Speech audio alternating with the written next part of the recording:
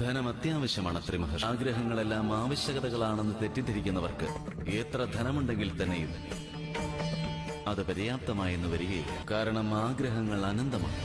അതിനാൽ മനുഷ്യർ ഒരിക്കലും അവസാനിക്കാത്ത അവരുടെ ആഗ്രഹങ്ങൾ പൂർത്തീകരിക്കുവാൻ വേണ്ടി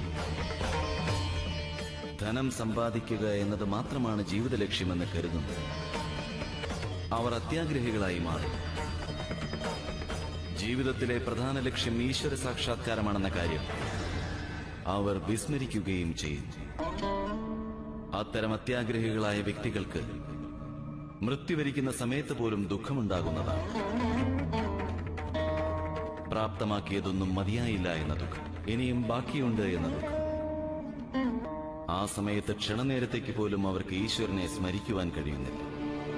സ്വന്തം ജീവിതം നിരർത്ഥകമായി എന്നും വ്യർത്ഥമായി പോയി എന്നും അവർ മനസ്സിലാക്കുന്നു.